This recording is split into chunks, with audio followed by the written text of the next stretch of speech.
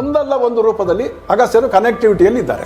ಅಂತೂ ಒಂದಂತಂದ್ರೆ ಅಗಸ್ತ್ಯರು ಇದ್ದಾರೆ, ಇರ್ತಾರೆ, ಎಂದು ಇರ್ತಾರೆ. ಪ್ರಯಾಗ್, ಅಂದ್ರೆ ಪ್ರಥಮ, ಯಾಗ ಅಂದ್ರೆ ಯಜ್ಞಕ್ಕೆ ಸಂಬಂಧಪಟ್ಟಿದ್ದು. ಆದ್ರೆ ಟೆಸ್ಟ್ ಟ್ಯೂಬ್ ಬೇಬಿ ಅಂತ ಹೇಳೋದು ಸತ್ಯ. ಅಗಸ್ತ್ಯರ ಆಯುಸ್ಸನ್ನು ಯಾರು ಅಳಿಯಕ್ಕಾಗಲ್ಲ ಅಂತ. This is time to go back to Agastyar. Agastyar ಎಲ್ಲ ಲಿಟ್ರೇಚರ್ಗಳು ಕಾಸ್ಮಿಕ್ ಲೈಬ್ರರಿಯಲ್ಲಿ ಇದೆ. ಕಾಸ್ಮಿಕ್ ಲೈಬ್ರರಿ ಅಂದರೆ ಬಹುಶಃ ನಿಮಗೆಲ್ಲ ಆಶ್ಚರ್ಯ ಆಗ್ಬೋದು. ಈ ವಾಸ್ ದಿ ಗ್ರೇಟೆಸ್ಟ್ ಫಾರ್ಮಸಿಸ್ಟ್, ಔಷಧಿಯನ್ನು ತಯಾರು ಮಾಡುವವರು, greatest doctor, he was a skull surgeon. ಆದರೆ ಸಿದ್ಧ ಔಷಧಿಯಲ್ಲಿ ಮೆಟಲ್ಗೆ ತುಂಬ ಇಂಪಾರ್ಟೆನ್ಸು ಕೊಟ್ಟಿದ್ದಾರೆ ಅಗಸ್ತ್ಯರು. ಆ ಶಿವನ ಎನರ್ಜಿಯನ್ನು ಮೈ ತುಂಬಿಸಿಕೊಂಡು ಹುಟ್ಟಿದಂತಹ ಮಹರ್ಷಿ ಧನ್ವಂತರಿ. ಅಗಸ್ತ್ಯರು ಹೇಳ್ತಾರೆ, ಭಗವಂತ ಅಂದ್ರೆ ಏನು, ಬ್ರಹ್ಮನ್ ಅಂದ್ರೆ ಏನು ಅಂತ. ಒಬ್ಬ ದೇವರು ಇನ್ನೊಬ್ಬರ ದೇವರಿಗಿಂತ ಬೇರೆ ಇದ್ದಾರೆ ಅಂತ ಅರ್ಥ ಅಲ್ಲ.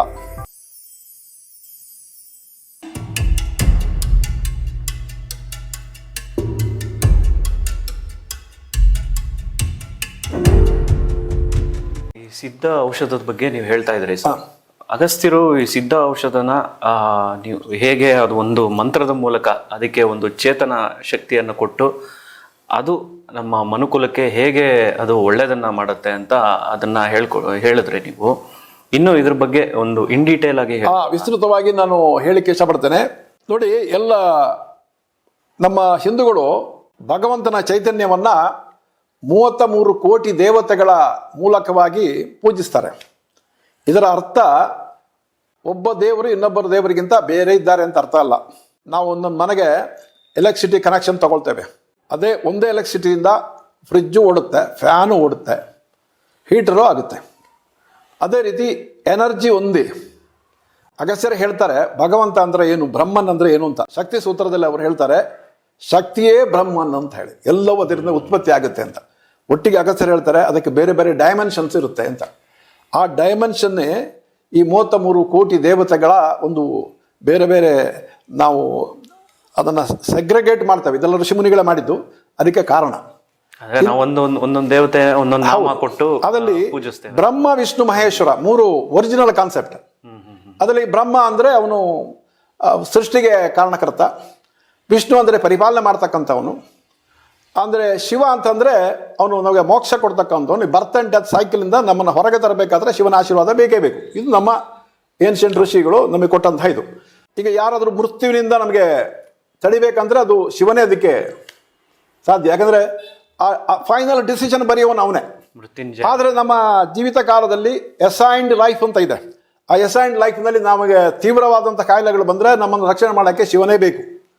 ಆ ಶಿವನ ಎನರ್ಜಿಯನ್ನು ಮೈ ತುಂಬಿಸಿಕೊಂಡು ಹುಟ್ಟಿದಂತಹ ಮಹರ್ಷಿ ಧನ್ವಂತರಿ. ಧನ್ವಂತರಿ ಆಯುರ್ವೇದಕ್ಕೆ is the forefather. Dhanvantari ಹಲವು ಸಾಹಿತ್ಯಗಳನ್ನು ಬರೆದಿದ್ದಾರೆ. ಧನ್ವಂತರಿ ನಿಘಂಟು ಇತ್ಯಾದಿಗಳು ಅವೆಲ್ಲವೂ ಹೆಚ್ಚಿನ ಸಂಸ್ಕೃತದಲ್ಲಿದೆ. ಧನ್ವಂತರಿಯವರು ತಮಿಳಿನಲ್ಲಿಯೂ ಗ್ರಂಥಗಳನ್ನು ಬರೆದಿದ್ದಾರೆ.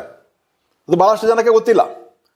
ಆದರೆ ಧನ್ವಂತರಿ ಇದ್ದಿದ್ದಲ್ಲಿ ಹೆಚ್ಚಾಗಿ ಇದ್ದಿದ್ದು ಅವರು ಕಾಶಿಯಲ್ಲಿ, ಅವರು ಹುಟ್ಟಿದ ಕಾಶಿಯಲ್ಲಿ. ಉತ್ತರ ಭಾರತದ ಗಿಡಮೂಲಿಕೆಗಳು ಇದೆಯಲ್ಲ, ಹಿಮಾಲಯನ್ ರೀಜನ್ನಲ್ಲಿ, ಅದುವೇ ನಾವು ಹೆಚ್ಚಾಗಿ ಈ ಧನ್ವಂತರಿಯ ಔಷಧಿಯ ನಿಘಂಟಲ್ಲಿ ನಾವು ಕಾಣ್ತೀವಿ. ದಕ್ಷಿಣ ಭಾರತ ಮತ್ತು ಉತ್ತರ ಭಾರತಕ್ಕೆ ಕ್ಲೈಮೆಟಿಕ್ ಚೇಂಜಸ್ ಇದೆ. ಅಲ್ಲಿ ಕೆಲವು ಸಿಗುವಂತಹ ಗಿಡಮೂಲಿಕೆಗಳು ದಕ್ಷಿಣದಲ್ಲಿ ಸಿಗುವುದಿಲ್ಲ. ಇಲ್ಲಿ ಬೇರೆ ಗಿಡಮೂಲಿಕೆಗಳು ಸಿಗ್ತದೆ. ಅಂದರೆ ಆಲ್ಟರ್ನೇಟಿವ್ ಇಲ್ಲ ಅಂತಲ್ಲ. ಈಗ ಏನಾಗಿದೆ ಅಂದರೆ ಆಯುರ್ವೇದ ಮಾತ್ರ ನಮಗೆ ಗ್ರಂಥಗಳು ಲಭ್ಯ ಇರೋದ್ರಿಂದ ನಾವು ಸಬ್ಸ್ಟಿಟ್ಯೂಟನ್ನು ನಾವು ಪ್ರಯತ್ನ ಮಾಡ್ತೀವಿ. ನಮಗೆ ಹಿಮಾಲಯದಿಂದ ಔಷಧಿ ಗಿಡಮೂಲಿಕೆಗಳು ಸಿಗೋದಿಲ್ಲ. ಅದಕ್ಕೋಸ್ಕರ ಇಲ್ಲಿ ಯಾವುದೋ ಲೋಕಲ್ ಆಗಿ ಅದೇ ಥರದ ಒಂದು ಔಷಧಿ ಗಿಡಮೂಲಿಕೆಯನ್ನು ನಾವು ತಗೊಳ್ತೀವಿ. ಅದರ ಪರಿಣಾಮ ಆ ಥರ ಇರೋದಿಲ್ಲ. ಈಗ ನೀವು ಉಡುಪಿ ಬದನೆಕಾಯಿ ಉಡುಪಿಯಲ್ಲೇ ಅದು ಬೆಳೆದ್ರೆ ಮಾತ್ರ ಅದು ಆಗೋದು. ಮೈಸೂರಿಗೆ ತಗೊಂಡು ಅದರ ಬೀಜ ಹಾಕಿದರೆ ಇಲ್ಲಿ ಅದು ಬೇರೆ ಬರ್ತದೆ. ಈ ಥರದ ಒಂದು ಕತೆ ಆಗ್ತದೆ. ಅದಕ್ಕೋಸ್ಕರ ಆಯುರ್ವೇದಿಕ್ ಮೆಡಿಸಿನ್ಸು ಇವತ್ತು ಹಿಂದಿನ ಕಾಲಘಟ್ಟದಷ್ಟು ಎಫೆಕ್ಟಿವ್ ಆಗಿಲ್ಲ. ಆದರೆ ನಮಗೆ ಇನ್ನೊಂದು ಸಿಸ್ಟಮು ಕೊಟ್ಟಿದ್ದಾರೆ ಋಷಿಮುನಿಗಳು. ಅದು ಯಾವುದಂದ್ರೆ ಸಿದ್ಧ ಮೆಡಿಸಿನ್. ಅದಕ್ಕೆ ಒರಿಜಿನೇಟರೇ ಅಗಸ್ತ್ಯರು. ಅಗಸ್ತ್ಯರೇ ಮೂಲ.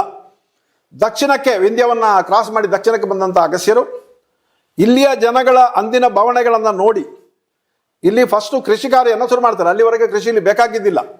ಯಾಕಂದರೆ ಕಾಡಿನಲ್ಲಿ ಜನಗಳು ಇರ್ತಾ ಇದ್ರು.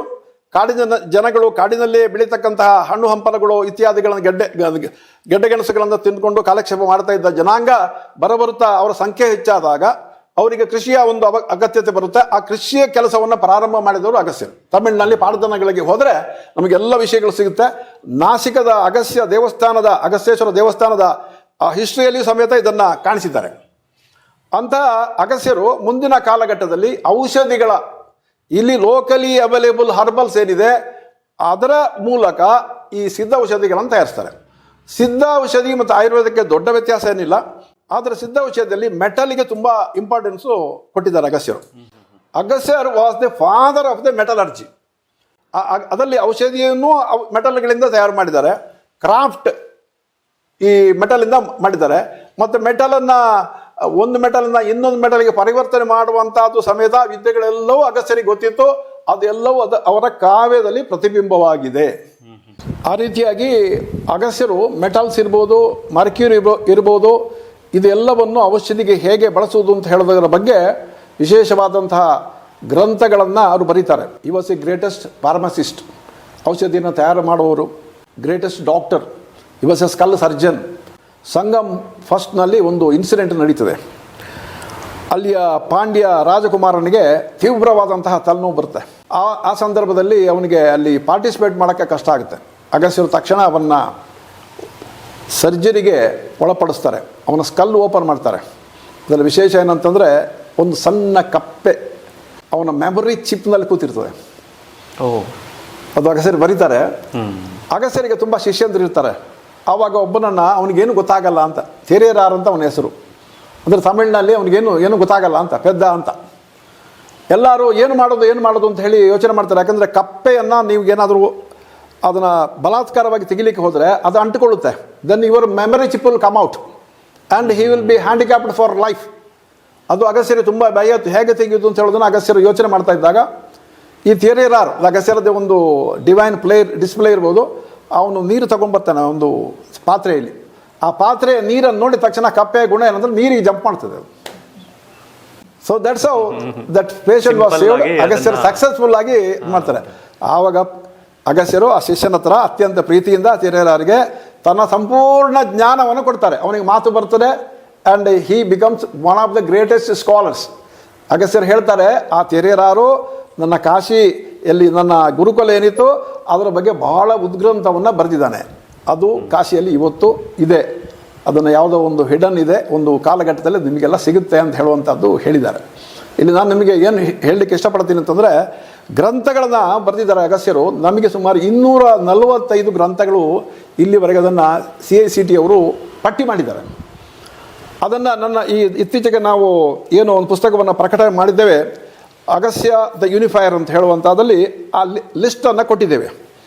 ಈಗ ನಾನಾದರೂ ಎಲ್ಲ ಆಯುರ್ವೇದ ಕಾಲೇಜುನವರಿಗೆ ರಿಕ್ವೆಸ್ಟ್ ಮಾಡೋದೇನಂತಂದರೆ, ನೀವು ಆಯುಷ್ ಬೋರ್ಡಿಗೆ ಇರ್ಬೋದು ಅಥವಾ ಕೇಂದ್ರ ಸರ್ಕಾರಕ್ಕೆ ಇರ್ಬೋದು, ಅಥವಾ ತಮಿಳುನಾಡು ಗೌರ್ಮೆಂಟಿಗೆ ಇರ್ಬೋದು, ಈ ಪುಸ್ತಕಗಳನ್ನು ಆದಷ್ಟು ಬೇಗನೆ ಇಂಗ್ಲೀಷ್ ಮತ್ತು ಇತರ ಭಾಷೆಗಳಿಗೆ ಅದನ್ನು ಟ್ರಾನ್ಸ್ಲೇಷನ್ ಮಾಡಬೇಕು ಅಂಥೇಳಿ ಅರ್ಜಿಯನ್ನು ಕೊಡಬೇಕು. ಅದಕ್ಕೆ ಸರ್ಕಾರ ಸಂಬಂಧಪಟ್ಟಂಥ ಬೋರ್ಡ್ಗಳಿಗೆ ಹಣವನ್ನು ಬಹುಶಃ ಬಿಡುಗಡೆ ಮಾಡಿದರೆ ಅಷ್ಟು ವರ್ಕ್ಗಳು ಟ್ರೂ ಟ್ರಾನ್ಸ್ಲೇಷನ್ ಆಗಬೇಕು ಕ್ವಾಲಿಫೈಡ್ ಪರ್ಸನ್ಸಿಂದ. ಅವಾಗ ನಮಗೆ ತುಂಬ ಅದರಲ್ಲಿ ನಮಗೆ ಪ್ರಯೋಜನವನ್ನು ನಾವು ಪಡ್ಕೋಬೋದು, ಸಮಾಜಕ್ಕೆ ಒಳ್ಳೆ ಉಪಯೋಗ ಆಗುತ್ತೆ. ಸರ್ಜರಿ ಸಮೇತ ಮಾಡ್ತಾಯಿದ್ರು. ಇನ್ನೊಂದು ಏನಂದರೆ, ಈ ಕಾಯಕಲ್ಪ ಅಂತ ಹೇಳೋದು ಅದು ಸಿದ್ಧಾಂಶದ ಕೊಡುಗೆ. ಲಾಂಗ್ವಿಟಿ ಆಫ್ ಲೈಫ್ ಬಹುಶಃ ಆಯುರ್ವೇದದವರು ಅದ್ರ ಮೇಲೆ ಅಷ್ಟು ಕಾನ್ಸಂಟ್ರೇಟು ಮಾಡಿಲ್ಲ. ನಮಗೆ ಅಗಸ್ತ್ಯರಿಗೆ 100 ಜನ ಶಿಷ್ಯರಿಂದಿದ್ದಾರೆ.